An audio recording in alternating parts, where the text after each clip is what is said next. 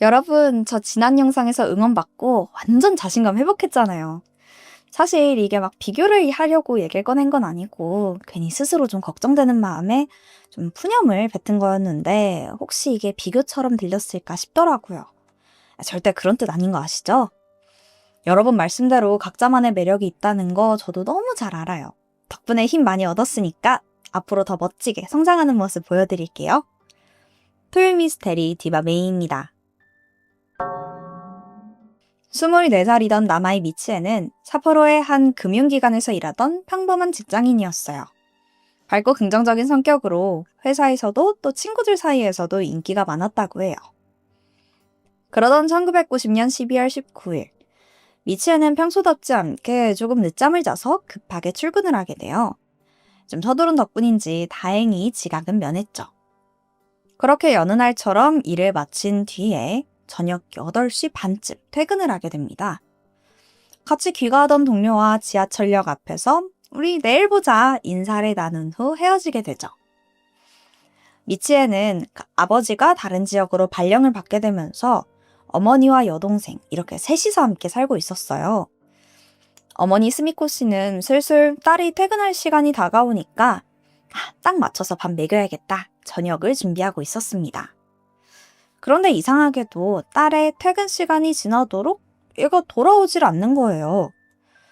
회사에서 집까지면 한 30분이면 오거든요? 근데 밤 10시, 11시 시간이 늦어져도 돌아오질 않아요. 엄마는 슬슬 불안했죠.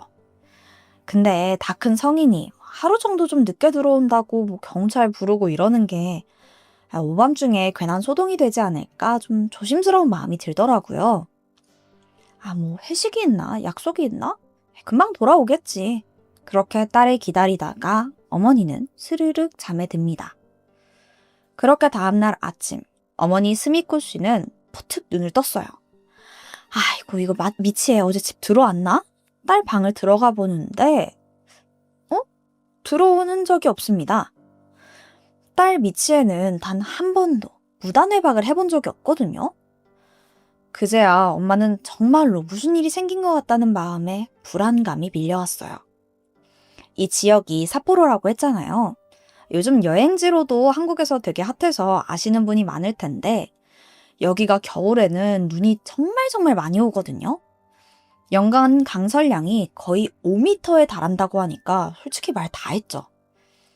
그러다 보니까 잘못 발을 헛디뎌서 막 눈더미에 빠져버리거나 그렇게 생기는 사고도 드물지 않게 발생한다고 해요. 어머니는 혹시 딸이 그런 사고를 당한 게 아닐까 우선 집 주변을 살펴보기로 했어요. 그렇게 밖에 나가서 막 거리를 둘러보는데 얼마 지나지 않아서 길가에 덩그러니 구두 한 짝이 떨어져 있는 걸 발견해요. 가까이 다가가서 확인하는데 그건 딸의 신발이더라고요. 순간 스미코 씨의 가슴은 철렁 내려앉습니다. 딸이 밤새 집에 돌아오지 않는 것도 이미 불안했는데 아니 집 근처 길가에 신발 한 짝만 이렇게 남겨져 있는 상황을 딱 본 거잖아요. 솔직히 딸이 스스로 이걸 벗어두고 갈 리가 없죠. 스미코 씨는 이게 단순한 사고가 아니라 범죄일 수도 있겠다라는 공포를 직감했습니다. 그리고 이때 바로 경찰에 실종 신고를 하게 되죠. 그 후에 수색은 빠르게 진행돼요. 그렇게 구두가 발견된 일대를 집중적으로 살폈고 같은 장소 부근에서 미치에의 모자와 눈 위에 남은 수상쩍은 족적도 찾아내게 됩니다. 이게 여러 발자국들이 남아 있었는데요. 이 발자국들은 마치 몸싸움을 벌인 것처럼 막 여기저기 겹쳐 있었어요. 근데 문제는 이게 다 누가 누구 할 건지 전혀 구분할 수가 없겠더라고요. 분명 이 발자국들 사이에 피해자와 범인의 족적이 있는 건 확실해요. 하지만 이미 수색 과정에서 경찰과 주민들이 드나들면서 그 발자국들이 또 뒤섞여 버린 거예요. 그래서 범인과 미치의 발자국만을 정확히 분리해내는 건 당시에는 사실상 불가능했다고 합니다. 그나마 버려진 소지품과 또 그 발자국들의 전반적인 그냥 형태를 봐서 미치에가 누군가에게 억지로 끌려갔을 가능성이 높다라고 판단할 수는 있었죠. 결국 경찰은 작은 단서라도 찾기 위해서 현장을 중심으로 탐문 수사에 들어갔습니다. 근처 주민들에게 전날 밤에 무슨 소리를 듣지 못했는지 아니면 좀 낯선 사람을 보지 않았는지 일일이 확인했죠. 하지만 그럼에도 이렇다 할 증언은 나오지 않아요. 수사는 계속해서 제자리 걸음이었죠. 어머니 스미코 씨는 혹시나 딸이 다시 돌아오지 않을까 현관문을 열어두고 밤새 기다렸지만 그날도 그 다음 날도 미치에는 돌아오지 않았습니다. 12월 삿포로의 혹독한 추위 속에서 경찰과 검찰 모두 점점 불안해져 가고 있었어요. 그러던 1990년 12월 22일 아침이었습니다. 실종 신고가 들어간 지 사흘째 되던 날이었죠. 그날도 어김없이 밤새 눈이 쌓여 있더라고요. 한 주민은 집 처마 밑에 눈을 치우고 있었습니다. 근데 그 눈 밑에 뭔가 까맣게 비쳐 보이더라고요. 아니, 이게 뭐지? 이거 처음에는 그냥 비닐봉지 같은 쓰레기인가 싶었어요. 하지만 눈을 치우고 자세히 본 순간 그는 그대로 얼어붙고 말았습니다. 눈 속에 묻혀져 있던 건 다름 아닌 사망한 미치였던 거예요. 그녀의 시신이 발견된 위치는 집에서 불과 150m 정도 떨어진 아주 가까운 곳이었다고 합니다. 당시 발견 모습이 정말 참혹했는데요. 목과 몸에는 칼에 찔린 상처가 6군데나 있었고 그중 하나는 동맥을 파고들 정도로 아주 깊었다고 해요. 그리고 눈과 입은 회색 접착 테이프로 모두 막혀 있더라고요. 옷차림도 흐트러져 있었기 때문에 경찰은 성폭행을 목적으로 습격을 했을 가능성이 높다라고 봤습니다. 이 소식을 전해 들은 어머니, 스미코 씨는 절망했어요. 딸이 무사히 돌아올 거라고 끝까지 희망을 버리지 않고 있었는데 시신을 발견했다는 소식을 들었을 때 그 심정은 정말 이루 말할 수 없었겠죠.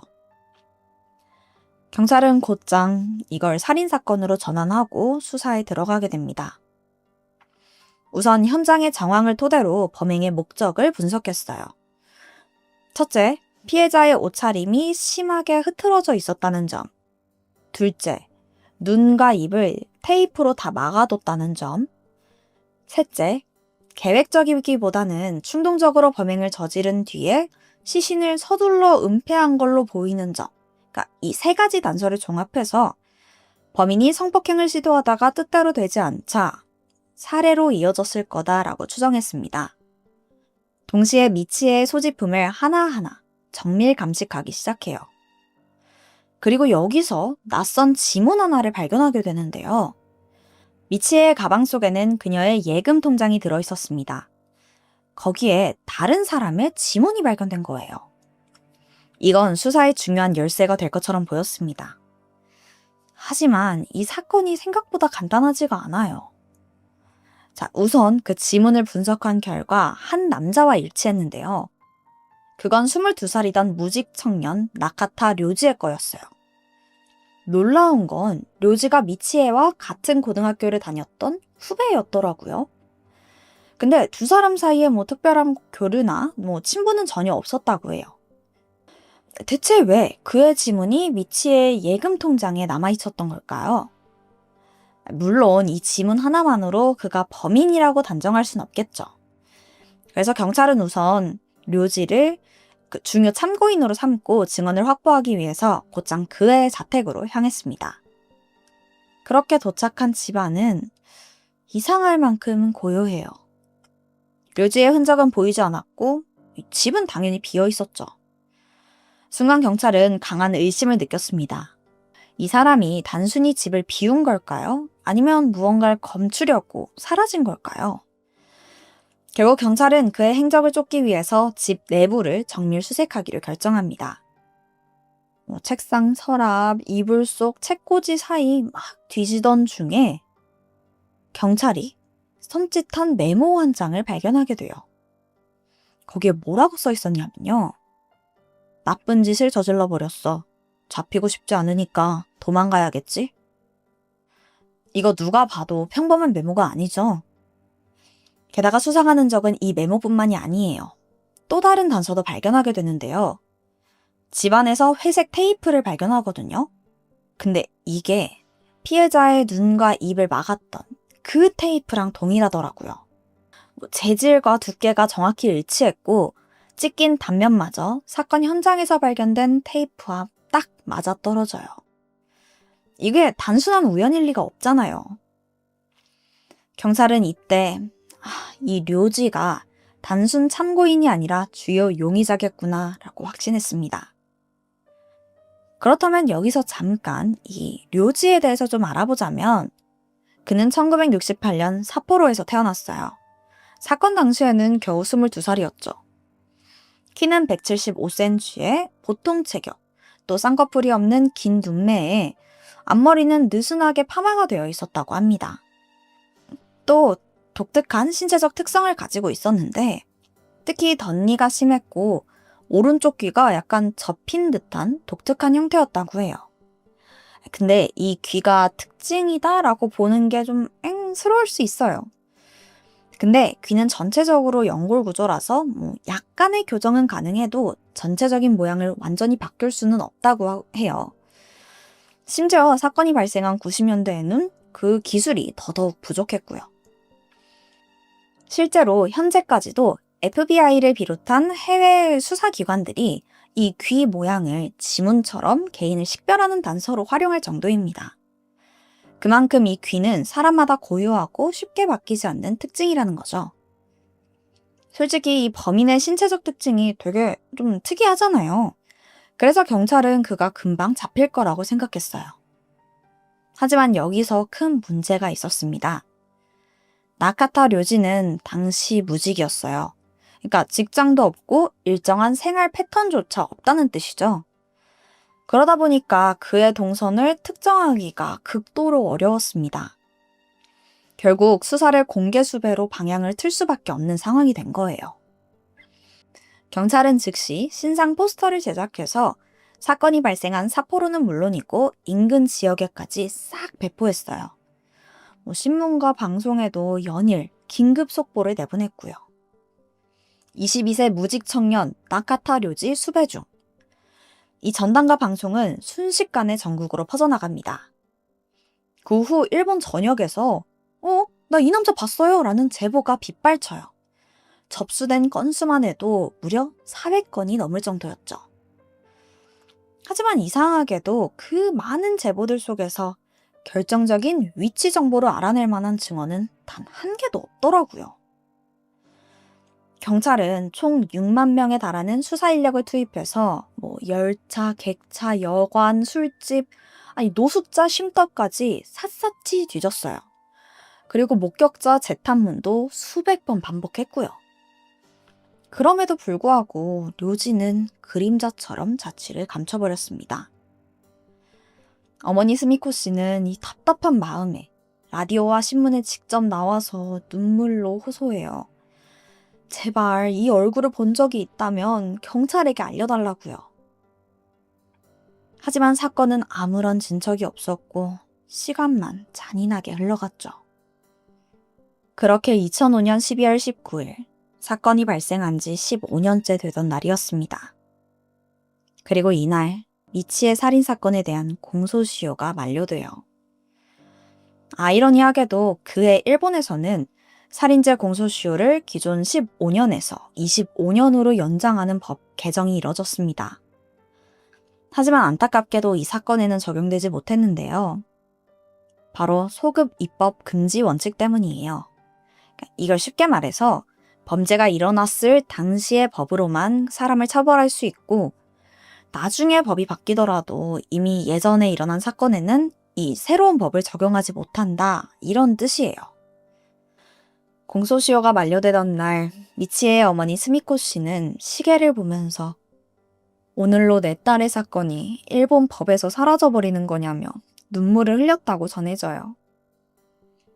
사건이 발생한 지 34년이 지났습니다. 범인은 여전히 잡히지 않았고 법의 테두리 안에서 더 이상 죗값을 물릴 수도 없어요. 어째서 료즈의 지문이 미치의 통장에서 나왔을까요? 이 부분은 지금도 풀리지 않는 수수께끼로 남아 있습니다. 사실 료즈에 대해서 잘 알려진 바가 없어요. 어떤 삶을 살아왔는지, 또 어떤 성격이었는지, 이런 기본적인 정보도 제대로 밝혀지지 않았죠. 한 번도 제대로 조명되지 않았던 그의 삶은 범행과 함께 세상에서 사라져버렸습니다. 이 사건은 단순히 미제 사건이라는 네 글자로 끝낼 순 없을 거예요. 유가족들의 고통과 또 료즈가 저지른 그 끔찍한 범행을 그렇게 간단히 치부할 순 없는 거잖아요. 어머니 스미코 씨는 이렇게 말합니다. 윤회가 있다면 미치에와 꼭 다시 부모와 자식으로 만나고 싶습니다. 그리고 그때는 반드시 딸을 지켜줄 겁니다. 라고요. 범인은 지금 어디에 있을까요? 아직 일본 어딘가에 숨어 있는 걸까요? 아니면 이미 세상에 없는 걸까요? 진실은 끝내 밝혀지지 않았지만 우리가 기억하는 한 이 사건은 사라지지 않을 겁니다. 그리고 언젠가 반드시 답이 밝혀지길 바래요. 지금까지 토요미스테리 디바메이였습니다. 안녕하세요. 토요미스테리 디바메이입니다. 츠츠미 쇼타는 일본 고베시 기타구에 살고 있는 16살 소년이었습니다. 네 남매 중에 막내로 사랑을 듬뿍 받고 자랐죠. 사실 고등학생쯤이면 막 사춘기 올 나이잖아요. 쇼타는 전혀 달랐어요. 그때까지도 가족들하고 대화하기 좋아하고 애교도 많은 귀여운 막내 아들이었다고 해요. 학교 생활도 열심히 하고 친구도 많고 심지어 선생님들까지 예뻐하는 모범적인 학생이었고요. 그러던 2010년 10월 4일 이날도 평소처럼 쇼타 가족들은 다 같이 거실에 둘러앉아서 저녁도 먹고 매번 챙겨보던 드라마도 보고 있었습니다. 오늘 하루 있었던 일들도 이야기하고 가족들이 오순도순 계속해서 수다를 떨고 있었죠. 그렇게 드라마가 끝나고 쇼타가 잠깐 나갔다 오겠다는 거예요. 사실 곧 쇼타의 생일이 다가오고 있어서 여자친구가 잠깐만 보자 라고 불렀던 겁니다. 부모님들은 잠깐 집 앞에 나가는 거니까 허락을 해주긴 했지만 그래도 시간 늦었으니까 빨리 다녀와라 라면서 직접 아들을 배웅해줬어요. 그렇게 한 밤 10시 50분쯤 쇼타는 집 근처 자판기 옆에서 여자친구인 A양과 만나서 함께 대화를 나누고 있었습니다. 어제는 친구랑 노래방 갔다 왔다. 이제 곧 생일인데 갖고 싶은 거 없냐? 도란도란 이야기를 하고 있었죠.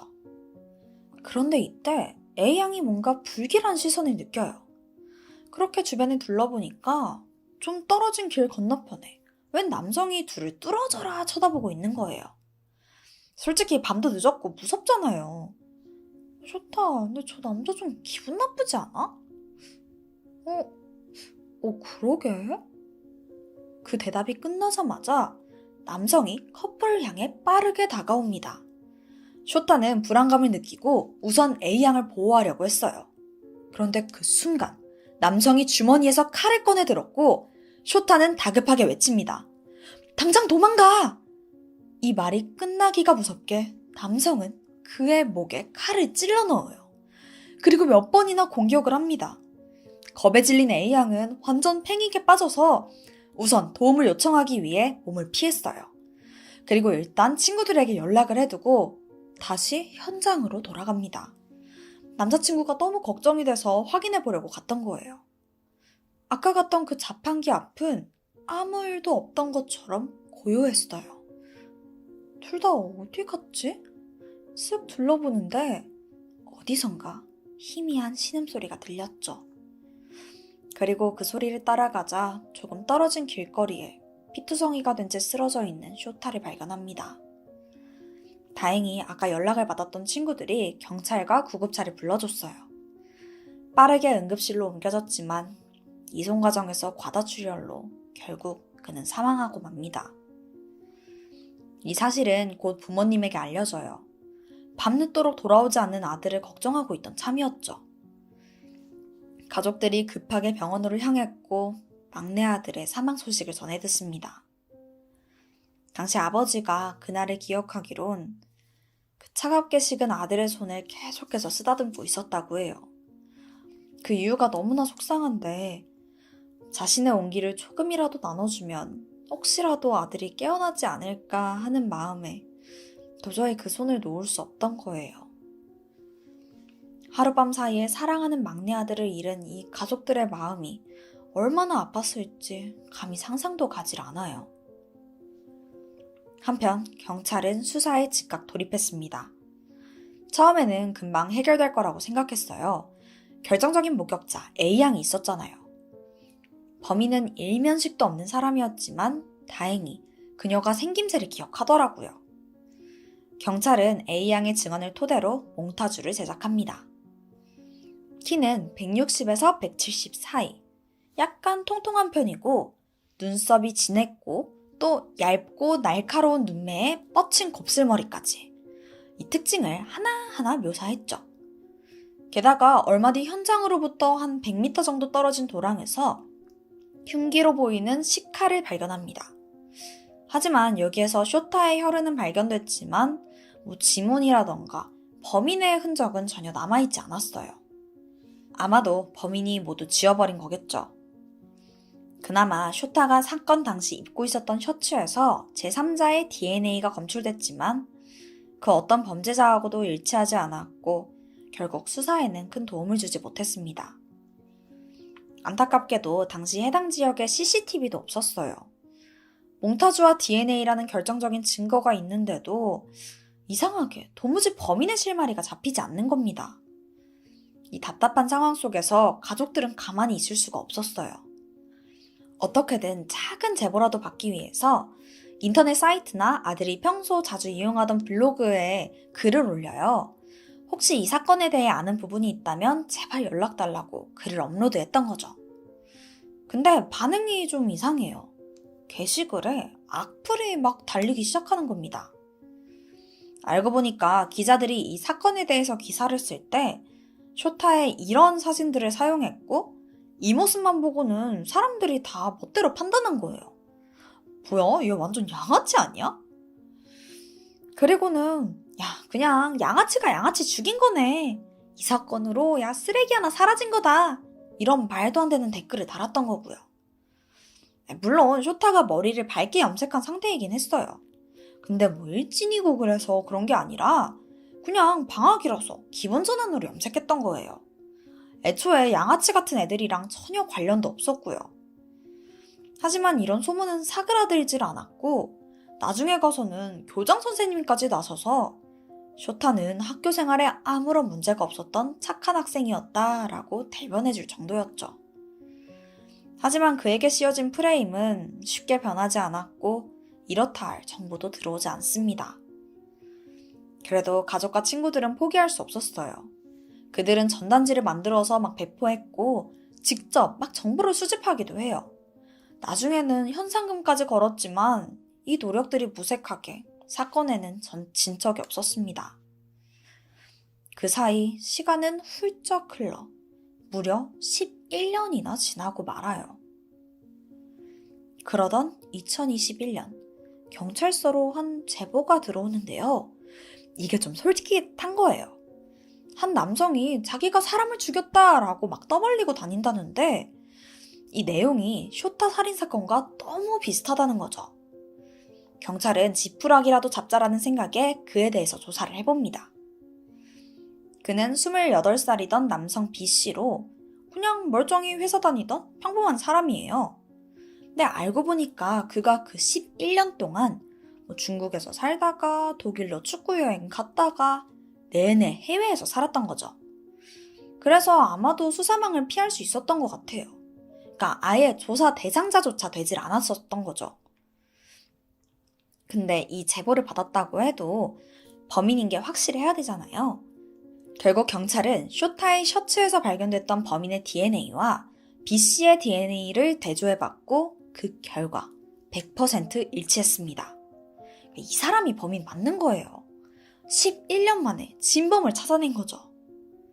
2021년 8월 4일 B씨는 쇼타 살인사건의 범인으로 정식 체포됩니다. 이렇게 10년간 가족을 괴롭혔던 이 하나의 숙제가 해결된 것 같았어요. 그런데 한 가지 안타까운 사실이 하나 있는데요. B씨는 체포된 2021년 당시 28살이었잖아요. 그러면은 11년 전 범행 때에는 17세로 소년범이었던 거예요. 체포된 현재 나이가 아니라 범행 당시 나이로 재판을 받아야 했고 그는 소년범으로 취급됐죠. 그래서 아직까지도 B씨의 신상은 소년범에 의해서 모두 보호되고 전혀 공개되지 않았다고 합니다. 하지만 쇼타의 아버지는 이 사건의 범인이 미성년자 학생일 거라고 어느 정도는 예측하고 있었다고 합니다. 그렇기 때문에 일단 체포됐다라는 것 자체에 의의를 두기로 했어요. 자, 이제 일단 형량 이런 거 전부 다 제쳐두고 유족들이 가장 알고 싶었던 거는 왜 쇼타를 죽였는가 그것뿐이었습니다. 그럼 B씨의 범행 동기는 진짜 대체 뭐였을까요? 이게 사실 참 화가 나는 부분인데 그 이유가 너무 단순해요. 여자친구와 함께 있는 모습이 너무 행복해 보여서. 이게 끝입니다.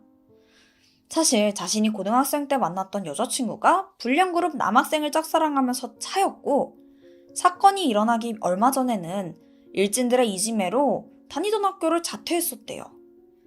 그니까 자신의 인생이 불행한 건 불량 청소년들 때문이다 라고 생각했고 우울증을 앓던 중에 염색을 한 쇼타가 여자친구랑 행복하게 있는 모습을 봤는데 이게 너무 열받아서 자기도 모르게 저질렀다 이거예요. 근데 그 후에 막 자기도 죄책감에 너무 괴롭게 지냈다면서 동정심을 받으려고까지 합니다. 근데 B씨의 살인 이후의 행적을 보잖아요. 이 모든 게 전부 다 거짓말이에요. B씨는 사건 후인 2017년도에 인터넷을 통해서 소설 하나를 쓰는데요. 그 내용은 고등학교를 자퇴한 주인공 소년이 어느 날 집 근처에서 불량그룹 고등학생 남녀가 즐겁게 노는 모습을 봤고 충동적으로 그들을 살해했다는 내용입니다. 심지어 소녀 한 명만 살아남는데 이것까지 어딘가 모르게 쇼타의 사건과 굉장히 비슷하죠? 주인공이 본인과 비슷하게 자퇴를 했다는 점과 불량 학생들을 미워했다는 점까지 그냥 스스로 저지른 사건을 모티브로 소설을 쓴 걸로 추측돼요. 이 밖에도 아무 일도 없던 것처럼 SNS를 활발히 하고 멀쩡히 직장도 가지고 평범하게 지냈더라고요. 그러니까 힘들게 지냈다는 자기 말이랑 그냥 앞뒤가 안 맞는 거예요. 쇼타의 가족들은 범인이 사건 후에 체포가 될까봐 두려워하면서 살 거라고 생각했는데 반성의 기미도 없이 너무 잘 살고 있어서 화가 많이 났다 라면서 괴로운 마음을 밝혔습니다. 2024년 6월 7일 B씨의 공판이 열렸습니다. 거기에는 쇼타의 가족들도 전부 참석했죠. 피해자를 칼로 여러 차례 찔러서 살해한 사실을 인정하냐라는 검찰의 질문에 B씨는 찌른 건 맞지만 사실 죽일 생각은 없었어요. 애초에 아프다거나 상처 입을 거라는 생각은 못했거든요. 라는 다소 어이없는 답변을 내놓습니다. 당시 B씨는 17살이었어요.